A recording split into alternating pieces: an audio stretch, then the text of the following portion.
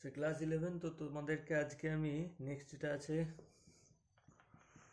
কঠিন পদার্থের প্রসারণ, এটা একটু দেখাচ্ছি। তো কঠিন পদার্থের প্রসারণ যেটা রয়েছে সেটা হচ্ছে, আমরা জানি যে যখন কোনো বস্তুকে আমরা তাপ, মানে কঠিন পদার্থকে যদি আমরা তাপ দিই, সেটা কী হয়, সেটা প্রসারিত হয়, এবং ঠান্ডা করলে সেটা আবার সংকোচন হয়, তাই তো?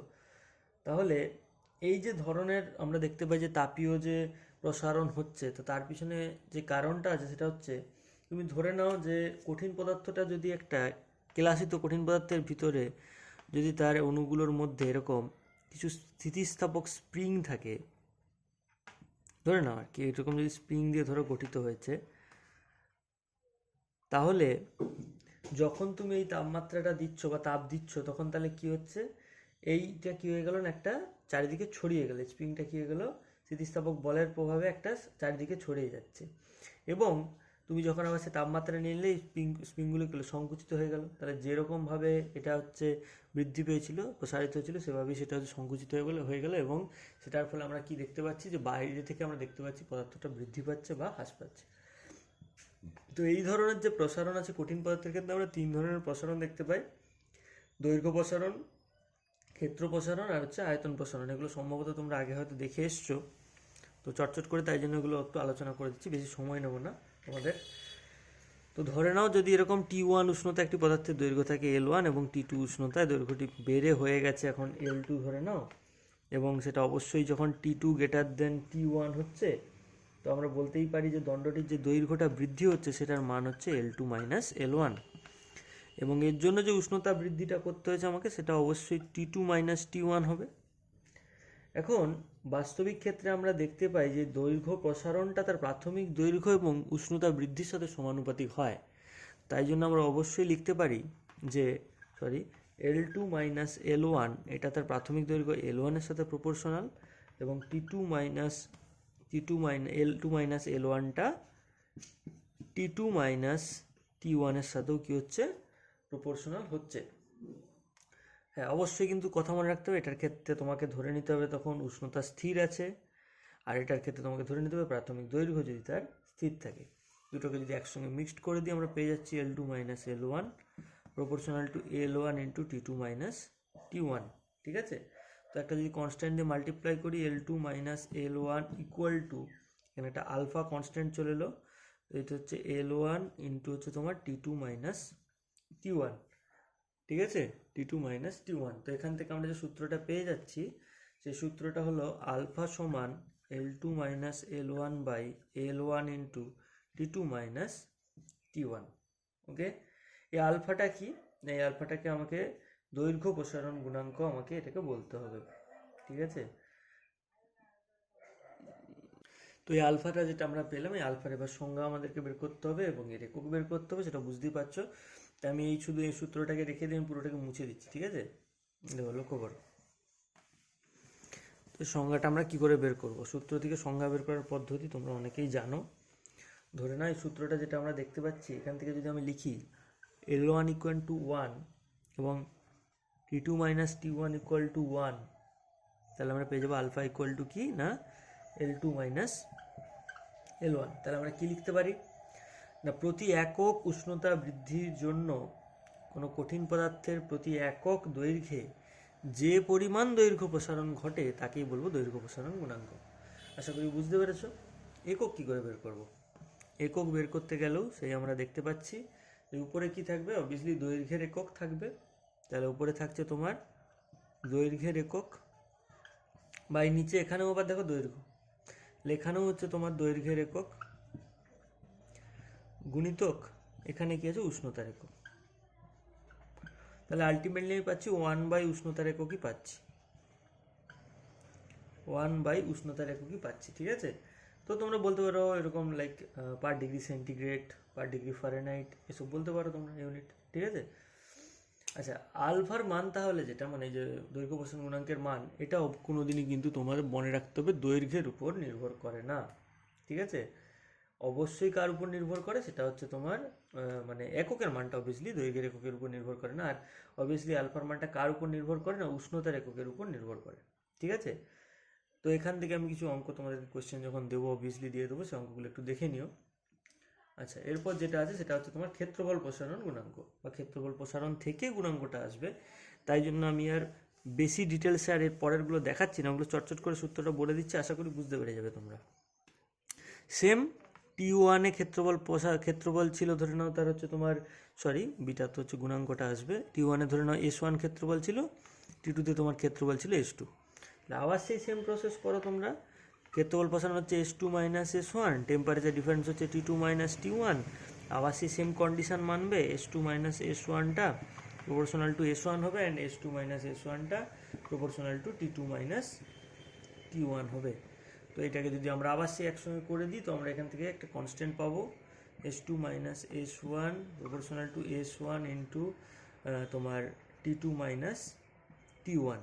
এখান থেকে কনস্ট্যান্টটা মাল্টিপ্লাই করে দাও, S2 মাইনাস S1, এখানে একটা ইকুয়াল চিহ্ন দিয়ে বিটা চলে এলো, কনস্ট্যান্ট বিটা চলে এলো, বিটা থেকে তাহলে এখান থেকে আমরা লিখতে পারি তোমার S1 into T2 minus T1।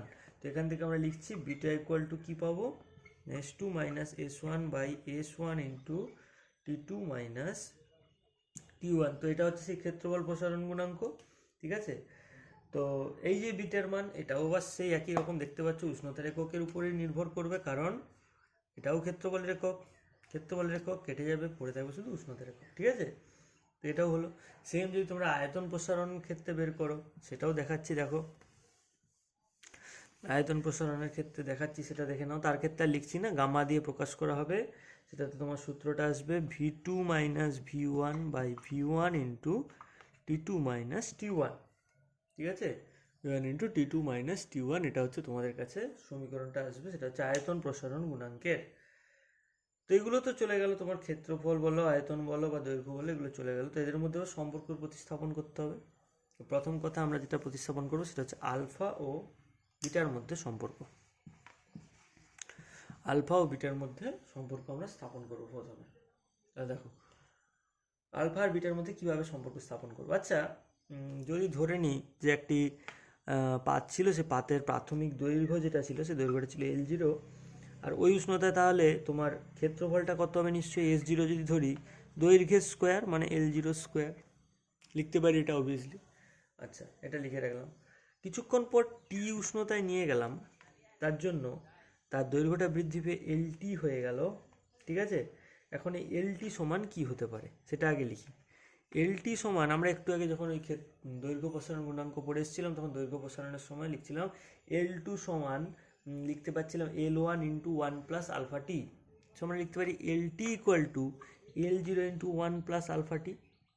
মানে ধরে নাও এটা হচ্ছে LT মানে হচ্ছে L2, L0 মানে সে L1, ওয়ানটা যেরকম ওয়ানের জায়গায় ছিল, আলফা হচ্ছে তোমার হচ্ছে দৈর্ঘ্য প্রসারণ গুণাঙ্ক, আর টি মানে হচ্ছে T2 মাইনাস T1 অ্যাকচুয়ালি। ঠিক আছে, তো এখন তাহলে ক্ষেত্রফলটা কত, তাহলে ST সমান, তাহলে S0 যদি L0 স্কোয়ার হয়, তাহলে ST সমান হবে LT স্কোয়ার, হবে না, হবে না, হলো। তাহলে LT সমান আবার কি পুরোটা, তাহলে এটারও স্কোয়ার করতে হবে আমাকে, তাহলে যাচ্ছে 1 প্লাস আলফা টি, সরি সামনে হচ্ছে তোমার L0 ছিল, L0 square into 1 plus alpha টির whole square. Okay, L0 square সমান আমরা অলরেডি S0 বের করে রেখেছি, তাহলে S0 হয়ে গেল। এখানে পড়ে আছে 1 plus 2 alpha t into alpha square t square. আচ্ছা, এখন একটা কথা বলি, আলফার যে মানটা আর কি, ঠিক আছে, যে আলফা বলো, বিটা বলো, গামা বলো, এদের মান খুবই ক্ষুদ্র হয়, তাদের আবার তুমি স্কোয়ার করছো, মানে এটা একদমই ক্ষুদ্র ভ্যালু আসবে, তাই জন্য এই রাশিটাকে শুধুমাত্র উপেক্ষণীয় করে দাও। তাহলে কি পাচ্ছি আমরা, ST সমান পাচ্ছি S0 ইন্টু 1 প্লাস 2 আলফা টি। ঠিক আছে, ST সমান হচ্ছে S0 ইন্টু 2 আলফা টি। আচ্ছা, আবার আমরা যখন ক্ষেত্রফল প্রসারণ গুণাঙ্ক পড়েছিলাম, তখন পড়েছিলাম সেই S2 সমান S1 ইন্টু 1 প্লাস বিটা টি। এখন সেটাকে যদি সাজিয়ে লিখি, আমরা জানি তাহলে কি না, ST সমান হয় S0 ইন্টু 1 প্লাস বিটা টি হয়। তাহলে দেখো দুটোকে যদি তুলনা করি, আমরা এখান থেকে লিখতে পারি বিটা সমান 2 আলফা, লেখা যেতে পারে না, পারে না, তাহলে এদের মধ্যে সম্পর্কটা পেয়ে গেলাম, বিটা সমান 2 আলফা। একইভাবে যদি আমাদেরকে আলফা আর হচ্ছে তোমার গামার মধ্যে সম্পর্ক স্থাপন করতে বলে, তাহলে আমরা সেম জিনিস করবো, একটু শুধু দেখে নাও। ঠিক আছে, তাহলে এটা হচ্ছে বিটা সমান 2α কিন্তু আমরা পেলাম। এবার দেখো তোমার এই গামার সঙ্গে যদি আলফার সম্পর্ক বের করতে হলে তখন তাহলে কি হবে।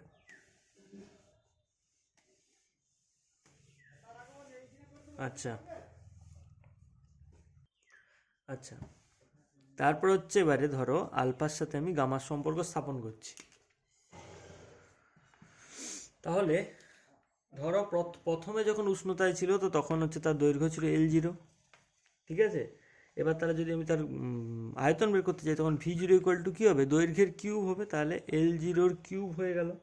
এখন আবার সেই টি সময় পরে ধরে নাও দৈর্ঘ্যটা হচ্ছে LT, আর তোমার তখন তাহলে আয়তনটা যখন যদি তুমি বের করতে চাও, আচ্ছা LT ইকুয়াল টু আবার কী হয় সেটা সে আগের মতোই লিখে ফেলো, L0 into 1 plus alpha t হয়। তাহলে এখন তাহলে ভিটি সমান কী হবে, তাহলে ভিটি সমান হয়ে যাবে তোমার এলটির কিউব, ঠিক আছে। তাহলে এলটির কিউব সমান হয়ে যাচ্ছে L0 cube into 1 plus alpha টির হোল কিউব। তাহলে L0 কিউবকে আমরা কি লিখতে পারি, L0 কিউব সমান V0 লিখতে পারি, তাহলে লিখে দাও V0। আচ্ছা এ প্লাস বির হোল কিউব, তাহলে কী হয়ে যাবে বলো, তোমার হচ্ছে এ কিউব যেরকম আছে সেরকম থাকলো, মানে 1 কিউব তো অবভিয়াসলি 1ই হচ্ছে, প্লাস হচ্ছে 3a² বি হবে, ঠিক আছে।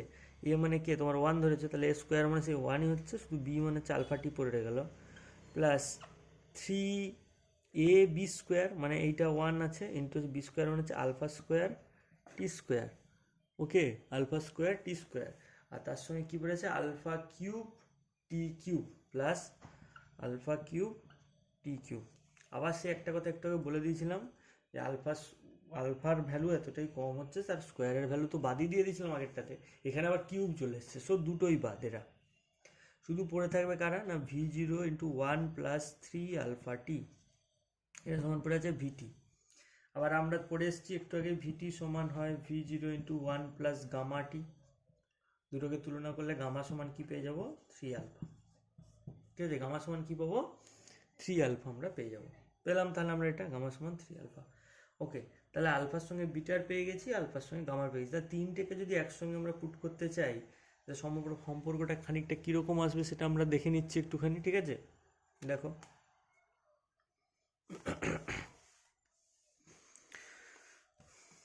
একসাথে যদি আমি তিনটাকে লিখতে চাই যে আলফা বিটা গামার মধ্যে সম্পর্ক, তাহলে সেটা কিভাবে লিখবো, তাই তো।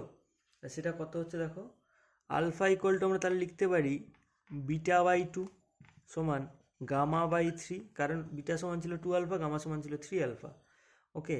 তাহলে তিনটাকে যদি রেশিও করি তাহলে alpha is to beta is to gamma equal to 1:2:3, এটা যেন মনে থাকে, ঠিক আছে। ওকে, সো নেক্সট আমরা এবারে যাচ্ছি, এখানে অঙ্ক আমি দিয়ে দেবো, কোশ্চেন যখন দেবো আমি অঙ্ক দিয়ে দিচ্ছি। আচ্ছা নেক্সট হচ্ছে আমরা পড়াবো উষ্ণতার পরিবর্তনে কঠিন পদার্থের ঘনত্বের পরিবর্তন, মানে উষ্ণতার পরিবর্তন হলে তার ঘনত্বের কীরকম পরিবর্তন হয় সেটা আমরা একটুখানি দেখে নেবো এখান থেকে, ঠিক আছে। দেখো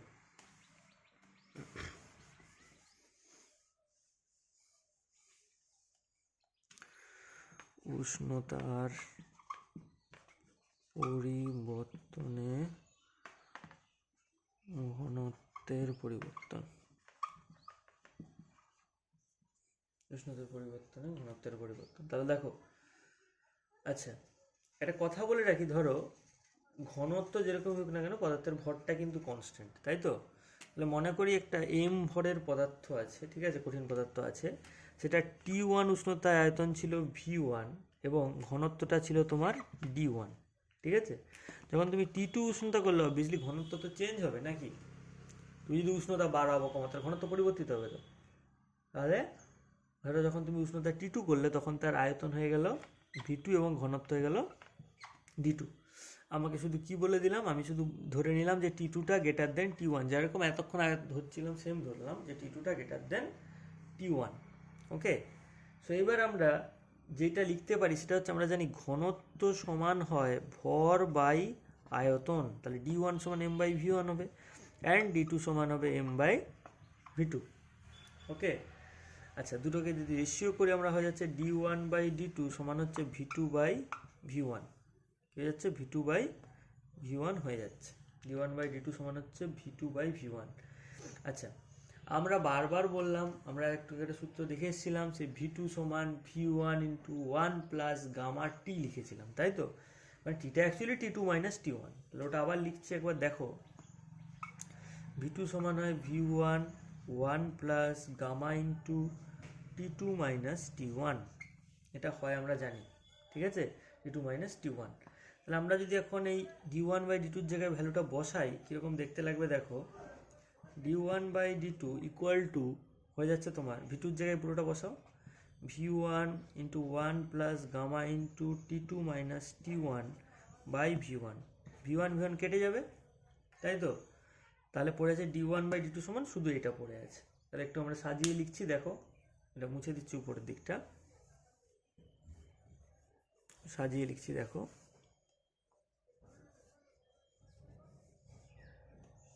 দেখো এখান থেকে পেয়ে যাচ্ছি আমরা D1 সমান লিখতে পারি D2, মানে গুণ হয়ে যাচ্ছে দেখে, D2 into 1 plus gamma into T2 minus T1 হবে।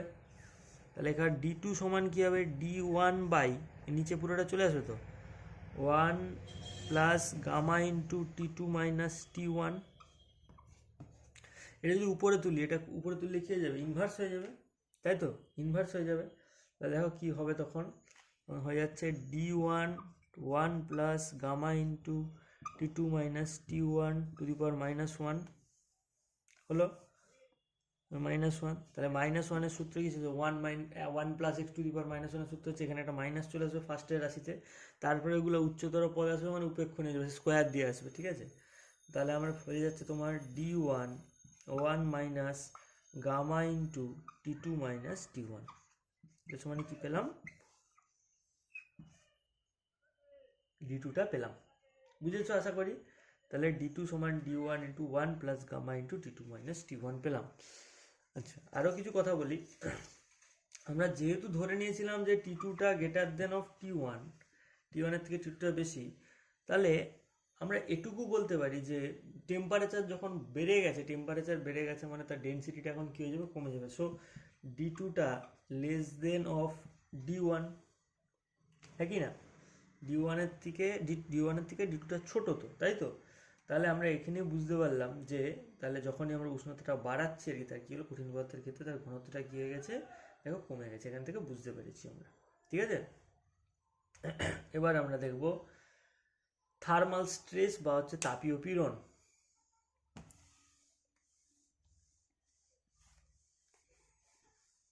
থার্মাল স্ট্রেস বা তাপীয় পীড়ন, দেখো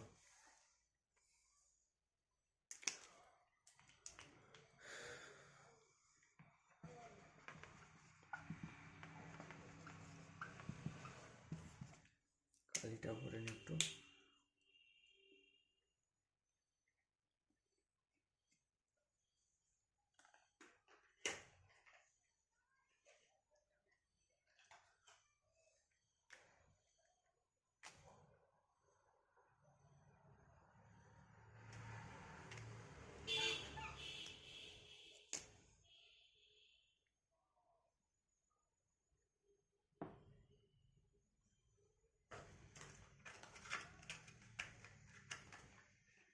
দেখো তাপীয় পীড়ন সেটা কি, আগে সেটা একটু বুঝি। ধরো তুমি এরকম যদি করা হয়, আচ্ছা তাপীয় পীড়ন আমরা খুব সহজেই একটা কি বলে তোমার এক্সপেরিমেন্ট দেখাচ্ছি, সেটা বুঝতে পেরে যাবে আশা করি। ধরো এরকম যদি একটা ফ্রেম থাকে, এরকম একটা ফ্রেম ধরো আছে, এই ফ্রেমটার মাঝে ধরো একটা এইভাবে দণ্ডকে আমি ঢোকালাম, ঠিক আছে? দণ্ডকে ঢোকালাম, আর এই প্রান্তে একটা স্ক্রু রেখে দিয়েছি, ঠিক আছে? স্ক্রুটাতে প্যাঁচ কাটা আছে, এটাকে টাইট দেওয়া যেতে পারে। এখানে একটা ফুটো আছে, এখানে একটা ফুটো আছে। আমি প্রথমে কি করলাম, এই প্রান্ত, এই মাঝখানের অংশটাতে ধরো হিট দিচ্ছি, ঠিক আছে? এখানটাতে ধরো হিট দিচ্ছি, হিট দিলে দৈর্ঘ্য বৃদ্ধি পেতে চাইবে, ঠিক আছে? দৈর্ঘ্য বৃদ্ধি পেতে চাইবে, তো আমি এটাকে তখন এইখানে একটা পিন ঢুকালাম, মানে পেরেক ঢুকিয়ে দাও না তুমি, ঢুকিয়ে দিয়ে দৈর্ঘ্য বৃদ্ধি পেতে চাইছিল, আমি এটাকে টাইট মেরে মেরে একদম যতটা বৃদ্ধি পাচ্ছে একদম সেম করে এটাকে টাইট করে দিলাম, যে দেয়ালের সঙ্গে আটকে গেল। এবার যখন এটা ছোট হতে চাইবে, সংকুচিত হতে চাইবে, তখন বুদ্ধিটা শুনো। দৈর্ঘ্য বৃদ্ধি পাচ্ছে যখন, তখন এদিক বরাবর বেড়ে যাচ্ছে, এদিক বরাবর বেড়ে যাচ্ছে, ঠিক আছে? এদিক বরাবর বাড়ার জন্য পিনটাকে একটু লুজ করে দিলাম, এদিক বরাবর যাচ্ছে তো যাচ্ছে। কিন্তু যখনই সংকুচিত হতে চাইবে তখন এই পেরেকটি আবার এদিক বরাবর আসতে চাইবে, কিন্তু তখন আমি একে টাইট করে দিচ্ছি এমন এর এদিক বরাবর আসতে পারবে না, তখন একটা বাধা পাবে। এই বাধার জন্য একটা কী হবে, বলের উদ্ভব হবে। ঠিক আছে, এই যে বলেরটা উদ্ভব হলো সেই ওটাই হচ্ছে কি ওদের এক ধরনের পীড়ন। ঠিক আছে, এখন অ্যাকচুয়াল পীড়ন কি সেটা তোমরা হয়তো জানো অনেকে, আবার না জানলে আমি বলে দিচ্ছি, শুনে নাও। অ্যাকচুয়াল পীড়ন বলতে বোঝায় প্রযুক্ত বল বাই হচ্ছে ক্ষেত্রফল, মানে একক ক্ষেত্রফলে প্রযুক্ত বল যেটা হচ্ছে সেটাই হচ্ছে কিন্তু অ্যাকচুয়ালি পীড়ন। ঠিক আছে, তো এখান থেকে আমরা একটা জিনিস দেখব, সেটা একটা সমীকরণ আমরা করতে চাচ্ছি, সেটা হচ্ছে ইয়ং গুণাঙ্কের সমীকরণ বের করবো, সেটা একটুখানি দেখো। ঠিক আছে, কি করে পাবো সেটা দেখো। আমরা দুটো কথা বলবো আগে। ইয়ং গুণাঙ্ক, এই যে জিনিসটা হুকের সূত্র থেকে আমরা পাই, ইয়ং গুণাঙ্ক ওয়াই সমান হয় পীড়ন বাই বিকৃতি, তাই তো। আবার পীড়ন সমান আমরা কি বললাম না, প্রযুক্ত বল বাই ক্ষেত্রফল বাই বিকৃতি, মানে হচ্ছে দৈর্ঘ্যের পরিবর্তন বাই প্রাথমিক দৈর্ঘ্য। ঠিক আছে, তাহলে প্রযুক্ত বল মানে কি, ধরে নাও এফ বল প্রযুক্ত করেছো, ক্ষেত্রফল ধরে নাও এ, দৈর্ঘ্যের পরিবর্তন, আচ্ছা দৈর্ঘ্যের পরিবর্তন ধরে নাও L2 মাইনাস L1 হবে, নিশ্চয়ই দৈর্ঘ্যের পরিবর্তন মানে প্রাথমিক দৈর্ঘ্য মানে L1 হবে। এর একটা কথা বলি শোনো, তাহলে L2-র জায়গায় আমরা লিখতে পারি, দেখো তো L2-র জায়গায় আমরা লিখতে পারি L1 ইন্টু 1 প্লাস আলফা টি, লেখা যেতে পারে নিশ্চয়ই। আর মাইনাস L1 বাই হচ্ছে L1 থাকলো। এবার দেখো L1 দিয়ে যদি তুমি গুণ করে দাও, দেখো পেয়ে যাবে L1 plus L1 alpha t minus L1 by আবার L1 থাকবে, L1 কেটে গেল, পড়তে হবে তাহলে L1 alpha T by L1, হবে না হবে না, এটা নিশ্চয়ই হবে। তাহলে আমরা সেটাই এখন এখানে বসাচ্ছি, তাহলে দৈর্ঘ্যের পরিবর্তন মানে L1 alpha T by L1 হলো, L1ও কেটে যাচ্ছে, তাহলে শুধু কি পড়ে আছে দেখো, ইয়ং গুণাঙ্ক সমান ওয়াই সমান পড়ে আছে f by a alpha t, তো এখান থেকে আমি এফ সমান কি পেয়ে যাচ্ছি, ওয়াই এ আলফা টি পাওয়া গেল না, ওয়াই এ আলফা টি আমরা পেয়ে গেলাম, একটা প্রযুক্ত বল সমান। কিন্তু আমি বের করতেছি তাপীয় পীড়ন, তাহলে তাপীয় পীড়ন সমান কি হয়, বল বাই ক্ষেত্রফল, তাই তো, বল বাই ক্ষেত্রফল হয় তাপীয় পীড়ন সমান। তাহলে আমি তাপীয় পীড়ন সমান আমরা কি লিখতে পারি, বল বাই এফ বাই এ, তাহলে শুধু কি পড়ে যাবে ওয়াই আলফা টি, এই হচ্ছে তাপীয় পীড়নের কিন্তু সমীকরণ, মনে থাকে যেন। আচ্ছা, কঠিন পদার্থের প্রসারণের ব্যবহারিক প্রয়োগের কিছু সুবিধা আছে, অবভিয়াসলি অসুবিধাও কিছু আছে, সেগুলো আমরা একটু দেখে নিচ্ছি চটচট করে, যেগুলো মেন ইম্পর্টেন্ট, অনেক কিছুই তো তোমরা জেনে চলে এসছো অলরেডি। ঠিক আছে, যেগুলো মেন ইম্পর্টেন্ট সেগুলো একটু দেখো। লাইক তোমরা হচ্ছে সেই কি বলে ধাতীয় পদার্থের রিভেটের সিস্টেমটা, ওটা একটুখানি দেখো। রিভেট করা মানে কি না, যখন দুটি ধাতব পাতকে জুড়ে দেওয়া হয়, একটা এরকম মাঝখান দিয়ে শিকল ঢুকে দুদিকে পিটে দেওয়া হবে আর কি। ঠিক আছে, সেটাকে কি বলবো আমরা, একটা রিভেট পদ্ধতি। ঠিক আছে, এটা এক ধরনের খিল আর কি। সেই খিলটাকে কি করবো, ধরো এরকম একটা পাত, তামার পাত লিছো, এখানে একটা সমান দৈর্ঘ্যে একটা লোহার পাত লিছো, মাঝখান দিয়ে একটা ফুটা করে একটা এরকম একটা শিকলকে বা একটা ঢুকিয়ে দুদিকে পিটে দিছো, এমন চিপে দিছো যাতে না ওরা খুলতে পারে। ঠিক আছে, এই পদ্ধতিটা হচ্ছে রিভেট।